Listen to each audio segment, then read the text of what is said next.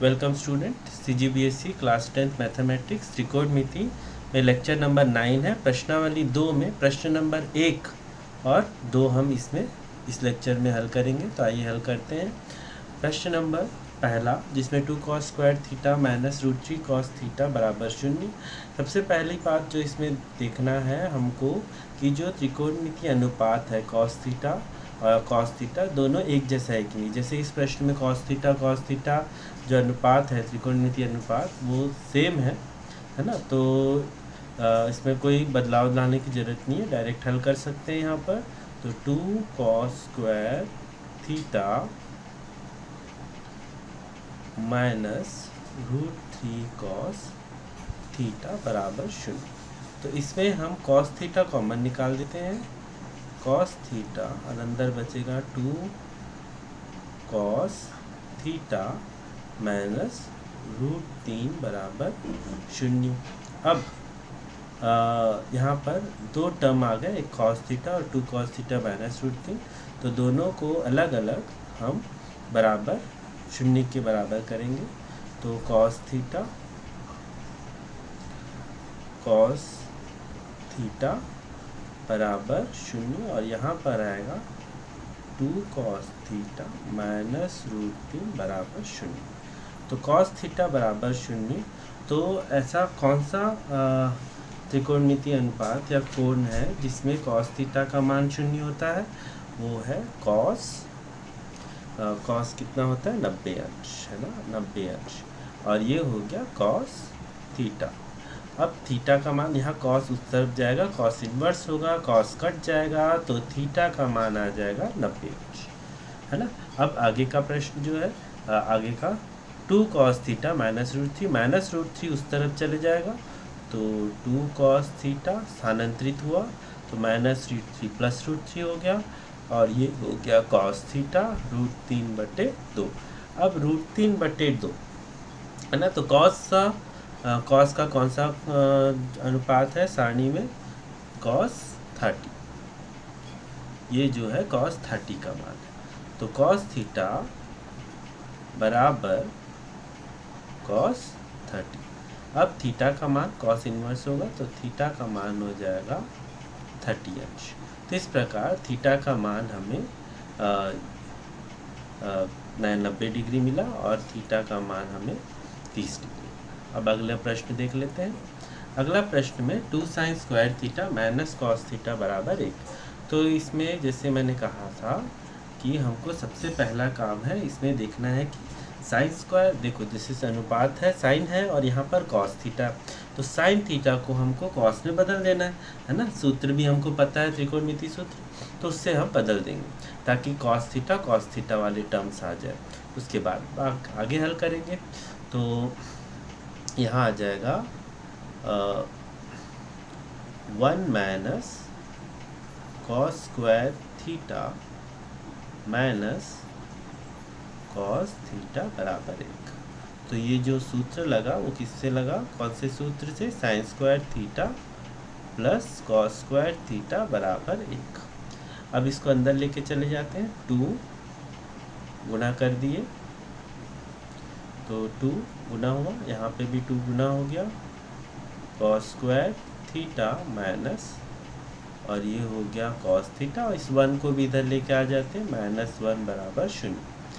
अब यहाँ पर 2 और ये जो +2 और -1, तो +2 -1 होता है +1। तो यहाँ पर हम लिख देते हैं cos square theta minus cos theta +1 बराबर 0। +2 -1 +1 आया। अब क्योंकि ये वर्ग समीकरण दिख रहा है तो इसके हिसाब से यहाँ पर माइनस सामने में रखना उचित नहीं है। अगर माइनस रख के भी आप हल कर सकते हो तो कर सकते हो, कोई प्रॉब्लम नहीं होगा। लेकिन माइनस हटाएंगे तो बहुत इजीली प्रश्न को हम हल कर सकते हैं। तो माइनस को हटाने के लिए माइनस को हम दोनों तरफ गुणा कर देते हैं। तो यहाँ पर आ जाएगा 2 cos स्क्वायर थीटा, माइनस को गुना किए तो माइनस माइनस प्लस, यहाँ भी minus minus plus cos theta minus plus minus, तो यहाँ पर आ गया माइनस। अब चिन्ह चेंज हो गया। अब इसको वर्ग समीकरण को हम हल कर सकते हैं डायरेक्ट कॉस स्क्वायर थीटा को ही लेके, या फिर हम मान लेते हैं कॉस थीटा क्या है x। तो अगर कॉस थीटा x है तो ये जो समीकरण है वो कैसा बन जाएगा 2x² प्लस x माइनस 1, है ना। अब ऐसा कोई देखना है हमको, है ना, मध्य पद हमको तोड़ना है। तो मध्य पद तोड़ने के लिए हमको ऐसा कोई नंबर देखना है जो गुणा करने से 2 आए और प्लस या माइनस करने से 1 आए। तो ऐसी कोई संख्या हम देखते हैं गुणा करने से, तो 2 1 कम 2 होता है 2, और 2 माइनस 1 होता है 2, है ना। ये हो गया। तो इसके हिसाब से हम अब हल करते हैं, मध्य पद तोड़ लेते हैं। तो ये आ गया 2x², और ये सॉरी यहाँ पर 1 होगा, तो ये 1 के जगह हम यहाँ पर 2 माइनस 1 x माइनस 1 बराबर 0 रख देते हैं। तो अब इसको और थोड़ा आगे हल करते हैं। तो 2x² प्लस 2x, दोनों तरफ से प्लस को भी गुणा कर दिया और x को भी गुणा कर दिए, और ये माइनस x माइनस 1 बराबर 0। अब यहाँ पर जो कॉमन है उसको निकाल देते हैं। तो 2x कॉमन निकल जाएगा, तो यहाँ बचेगा x और यहाँ बचेगा 1, और यहाँ माइनस 1 कॉमन निकलेगा, तो यहाँ फिर से x प्लस 1 बराबर 0।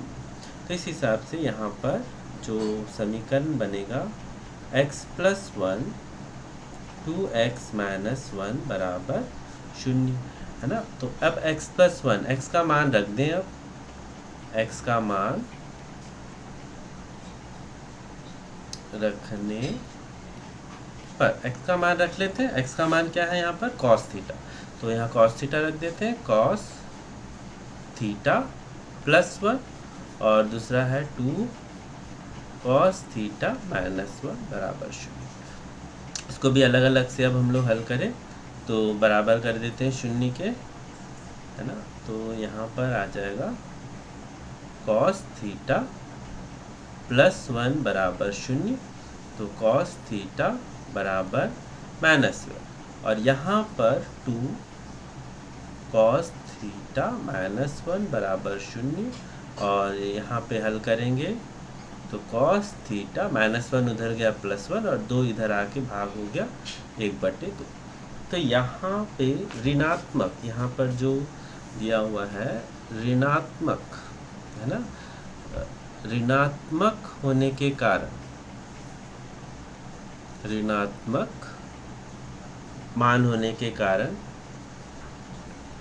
ऋणात्मक होने के कारण, ऋणात्मक होने के कारण ये जो मान है वह अस्वीकार है ना। ये जो मान है अस्वीकार है।